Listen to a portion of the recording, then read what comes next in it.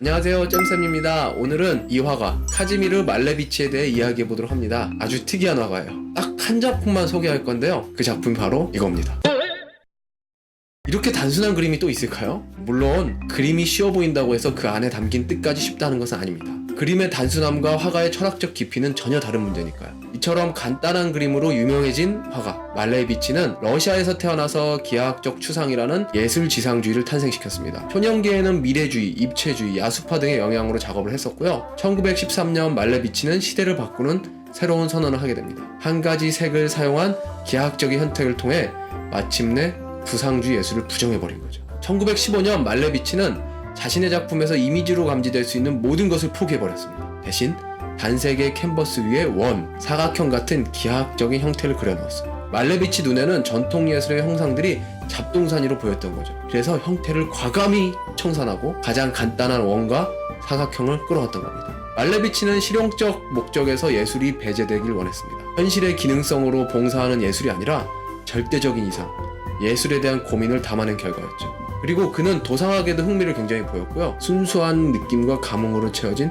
새로운 사실주의를 추구했던 것입니다. 말레비치의 이런 시도는 구성주의 이후의 미니멀리즘으로 변화했습니다. 그리고 말레비치는 러시아의 프롤레타리아 혁명을 역사와 함께 지켜보았습니다. 말레비치는 이 혁명이 물질주의에서 정신적인 자유주의의 길을 열어준 것이라 믿었지만 결국에는 혁명에 의해 희생이 되었습니다. 흰 배경 위에 떠있는 검은 원, 차분하고 수수한 이 기하학적인 형상은 당시에도 많은 논란을 불러일으켰습니다. 겨우 이것을 놓고 작품이라 할 수 있느냐는 것이죠. 그럼에도 말레비치는 검은색은 이 시대의 아이콘이다 하는 과감한 주장을 했습니다. 말레비치의 화면 속에는 어떤 상징적인 요소도 보이지 않아요. 철저한 추상, 오직 그것을 위한 원과 배경만이 존재할 뿐이었죠. 이 시절 말레비치의 담백한 그림은 가장 혁명적으로 평가됐습니다. 어떤 블랙홀 같기도 하고요, 하나의 심연 같기도 하죠. 가만히 응시하고 있으면 말레비치의 이 검은 원이 점점 커지는 것 같기도 합니다. 이 작품의 이름은 검은 원이라고 하고요, 차원이 다른 공간의 통로처럼 느껴지기도 하고. 하지만 과연 이 그림을 회화라고 할 수 있을까요? 아니면 순전히 기하학을 위한 회화라고 해야 하는 건 아닐까요? 말레비치는 인간적 삶을 담고 있는 숱한 이야기와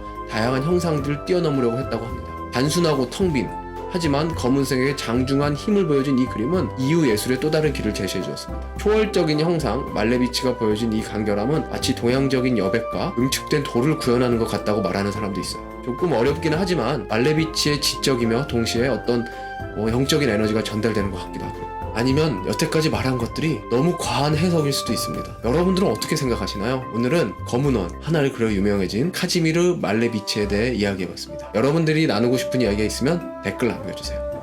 그럼 여러분, 안녕!